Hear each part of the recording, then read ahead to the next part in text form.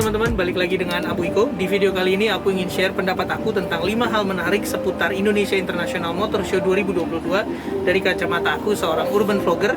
Dan ini dia selengkapnya buat teman-teman.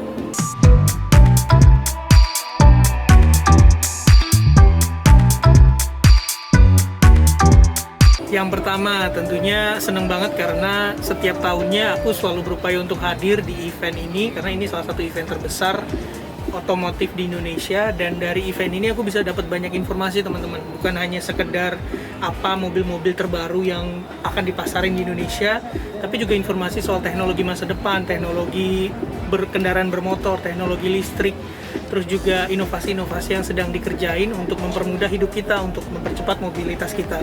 Jadi dengan datang di IMS 2022, aku ngerasa itu banyak banget informasi yang bisa aku dapat, dan teman-teman yang punya kesempatan masih ada waktu bisa datang ke sini deh untuk lihat sendiri sejauh mana perkembangan teknologi, khususnya teknologi otomotif di Indonesia. Meskipun tahun ini sayang banget ya karena nggak dibuka oleh Presiden Jokowi. Tahun lalu 2021 masih dibuka oleh Presiden Jokowi. Tahun ini dibuka oleh Menteri Perekonomian, Menteri Koordinator Perekonomian Pak Erlangga. Tapi nggak apa-apa, itu nggak mengurangi antusias masyarakat untuk datang ke IMS 2022 ini. Dan seneng banget juga karena setiap tahunnya Abu Iko selalu diundang sebagai content creator.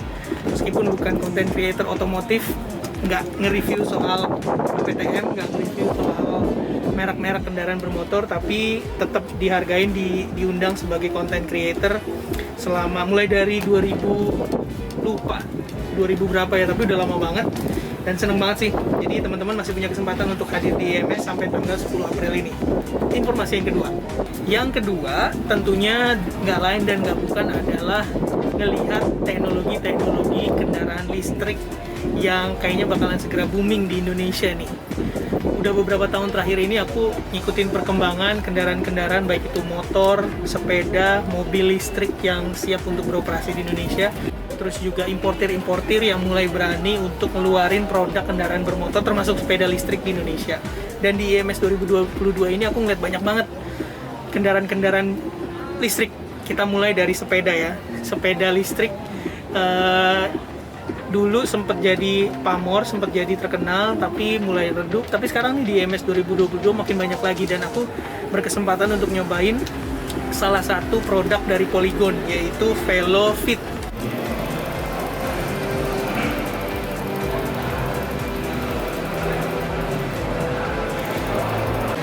Ya, kita nyobain yang yang VeloFit Vite. Harganya 15 jutaan, beratnya ini yang repot, dia sekitar 17 kilo. Cuma jaraknya lumayan jauh dan enak sih, fleksibel, nggak terlalu gede juga. Jadi kita tetap nyaman, cuma ya repot kalau baterainya habis, jaraknya jauh. Gripnya juga enak sih nih. Gripnya asik. Cuman ya masalah adalah bobotnya, dia sampai 17 kilo.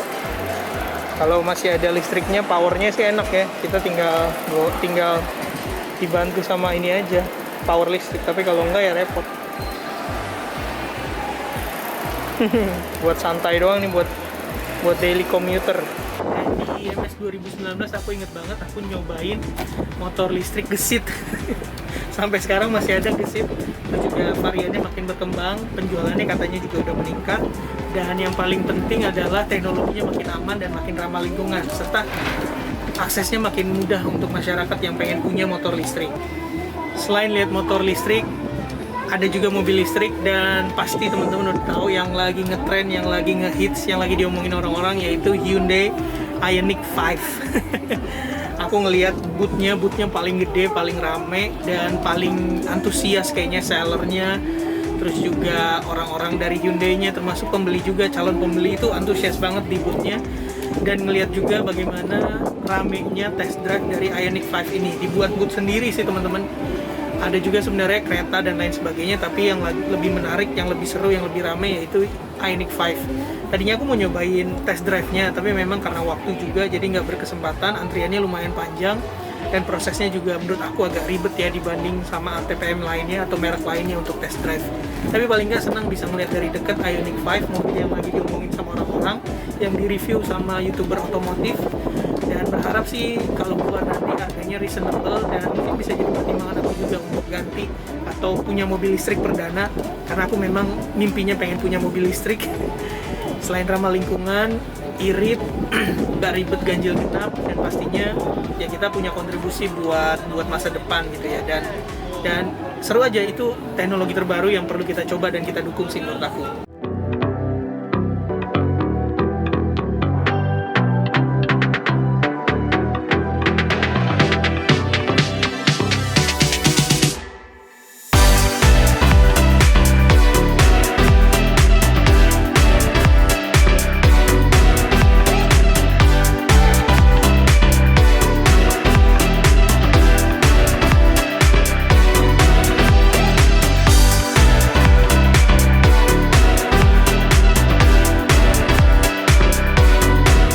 Makin banyak tahu dan akhirnya makin menghargai berbagai desain oleh desainer dalam dan luar negeri ketika mereka ciptain kendaraan. Jadi menurut aku itu keren banget sih. Dan yang keempat adalah, ini sebenarnya masih bau-bau MotoGP 2022 lalu di Mandalika. Jadi waktu ke Mandalika itu aku kehabisan merchandise. Jadi susah banget nyari merchandise, sekalipun ada itu keluaran Pertamina dan harganya mahal banget. Dan di sini senang banget karena aku masih bisa nemuin nuansa MotoGP Mandalika. Ada banyak official merchandise kerjasama antara MotoGP dengan brand lokal. Ada Damn I Love Indonesia, ada lupa, pokoknya ada banyak, termasuk keluaran dari Diandra atau IMS. Jadi ada official partner juga, dan enak banget bisa berburu merchandise, bisa ngelihat banyak merchandise MotoGP, dan kesempatan juga untuk punya, karena waktu MotoGP lalu nggak sempet. Selain merchandise, aku juga bisa lihat di boothnya Honda, di motor Honda ada replika motor dan memorabilia dari Marc Marquez, salah satu pembalap MotoGP yang juga kemarin sayang banget nggak bisa ikut kejuaraan di Argentina maupun di Mandalika juga, tapi paling nggak bisa ngelihat replikanya, bisa ngelihat memorabilianya, itu udah seneng banget sih, karena menurut aku itu salah satu yang bersejarah juga buat Indonesia. Jadi seru banget di IMS 2022 bisa ngelihat itu, bisa ketemu motor replika MotoGP, bisa ketemu motor Vario Matic yang ditandatanganin sama Marc Marquez. Itu lucu tapi seru sih sebenarnya, seru banget. Dan ini yang penting juga, ada replika piala Mandalika GP, Indonesian GP Mandalika Circuit. Replikanya, meskipun replika ya, tapi itulah gambaran asli dari piala yang dipegang sama Oliveira waktu dia menang MotoGP ini. Dan yang kelima, ini yang terakhir, yang menurut aku paling penting adalah dari keberadaan IMS ini, kita bisa ngelihat lebih dekat, bisa nyentuh juga, bisa masuk ke dalam kabin mobilnya, bisa ngelihat secara langsung berbagai jenis otomotif yang ada di Indonesia, mulai dari yang jadul, antik, yang modern, sampai yang jenisnya beda-beda, off-road, terus juga kendaraan konsep dan lain sebagainya. Ini yang menurut aku, ya aku dari dulu suka banget sama otomotif ya, mainannya, kaosnya, foto-fotonya. Ingat banget waktu masih kuliah tahun 2004-2005an, bahkan masih SMA, setiap datang ke pameran otomotif tuh rasanya seneng banget. Waktu itu pertama kalinya ngeliat replika mobil F1 tuh seneng banget, ngeliat replika MotoGP seneng banget. Dan setiap datang ke IMS, kita bisa lihat berbagai jenis mobil, kita bisa lihat dari dekat, nyentuh sport car, nyentuh Tesla, nyentuh mobil-mobil yang punya sejarah panjang. Itu keren banget sih menurut aku, itu seru banget. Ya meskipun tahun ini perlu kita sadari juga belum serame sebelum pandemi. Aku ingat banget 2019 itu ramai banget di sini. Ada banyak test drive, ada banyak komunitas, ada banyak aktivitas yang bisa kita lakuin. Berharap sih teknologi listrik makin jadi pilihan, makin jadi alternatif, harganya makin murah, makin reasonable, dan makin banyak orang yang beralih ke energi yang lebih ramah lingkungan seperti listrik ataupun juga teknologi lainnya. Ada Sega Rally 2. Wah, Sega Rally 2 nih mainan kalau ke Fun World atau Time Zone nih. Cuma sekarang udah nggak ada. Sega 98, gamenya masih yang semi analog. Coba Daytona nih, levelnya Daytona nih, keren. Oke, start.